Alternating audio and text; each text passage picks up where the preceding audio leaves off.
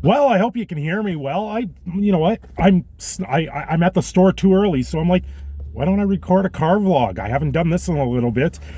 You can see the hair has been trimmed, things have been cleaned up a little bit. This is what happens when I have time off away from work. I'm at the computer store. I have to go in and buy a couple more parts for my PC. I said I wasn't going to do content today, but this is what you get. And little did I know, when I opened up my PC, would I find a little bit of scorching on my hard drive.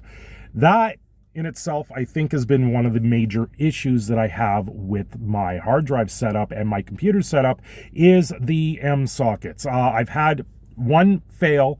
I now have a second drive that has been getting over scorched. So that probably was the case before the before the power supply broke down on the system. So I think that's where I've had a lot of issues. I think it was overheating, and because of that, now I'm at the point where I'm like, okay, I know what the issue was. Let's solve it. So the other issue that I had with my system was I was running two M.2 sockets. The particular board I have is a Strix B55F, and after some research, it looks like when you put a hard drive in both those slots, the bandwidth takes a nosedive and it may start boring from the GPU. So this has been major issues for my system. Don't do this. Don't use both slots on a motherboard if you have it.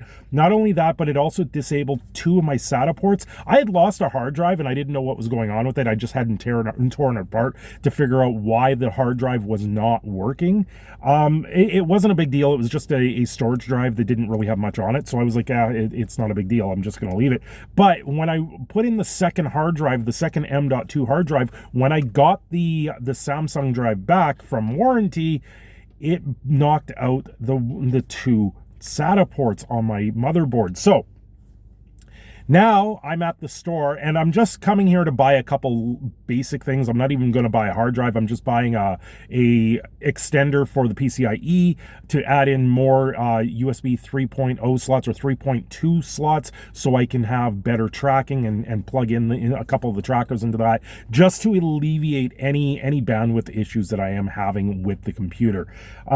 These are not typical things you deal with the computer at all. This is not even close to typical. This is something that is absolutely it's what I'm saying right now is the raccoon got into the computer system and he plugged and played everything the wrong way. If you've ever played Donut Country, you might know what I'm talking about. And if you know more about what's going on the channel with the fursona and the background of the furry stuff, you would understand a little bit of that reference, why I use that reference. But these are, like I said, they're not typical everyday things. I'm hoping once this happens, I've removed the one problematic M.2 socket hard drive. I've closed that part up. I will not be putting another hard drive in there. My next step is to actually buy like I said, a PCIe expansion card so I can have better control of my USB ports. And hopefully this then fixes everything. If this does not fix everything, I have to do the inevitable, and that is to replace my motherboard. And that's not something I want to do, because it means a complete rebuild at this point. Well, not really. And I'm just going to look at a couple things while I'm here. I might do a couple upgrades. I may add some more RAM to my system, although then I have another problem with bandwidth, where it takes the memory bandwidth. And you kind of got to mix and match. If you know the ins and outs when it comes to a motherboard, how the pipelines, the bandwidth of data transfer kind of happens, there's a give and take, and you're trading things off. Yeah, you can get a faster CPU, but then you lose a little bit here. The trade-off, is it worth it? It's like being in Cyberpunk when you're trying to upgrade your modifications to your tune, and the certain things, you always have a trade-off. Is this better? Is this worse? Will this be better? Will this be working? And it's trying to get to your play style. And that's kind of the way I look at a PC now. It's, how do you want to deal with your PC? Well, I've dealt with my PC in very many ways, and it's now to the point where I'm like, I don't know if I want to deal with this anymore, and I just want to get it fixed to the point where I can walk away from the thing and just enjoy playing games. But of course, this means I'm going to be reinstalling Windows today. This means I'm not doing actual content. And I hope to have this all ready for tonight so I can hop on to VRChat and get all the tracking system re-going. I have to reinstall everything at this point. Yes, I could just clone a hard drive, but I don't want any of the bugs to be transferred over. I need that clean install so I know things are good and solid, and then I can just walk away and be like, good, I have a good solid install now. I can let it be and just let things lie.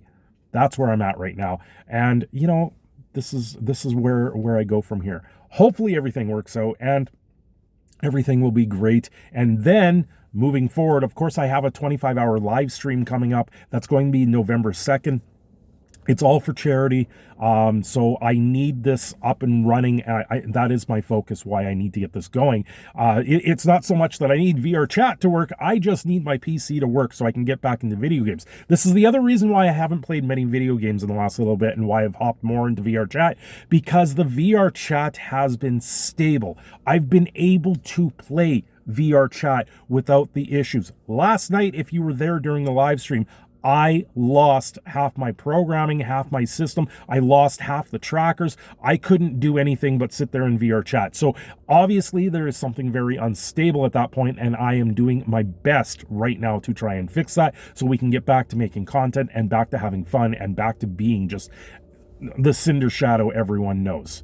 Soon I will be back to playing video games on a regular, but until I get to that point, right now I just need to get the system up and running. And once that's up and running, then I need to get online so I can see my friends and we can have a great time.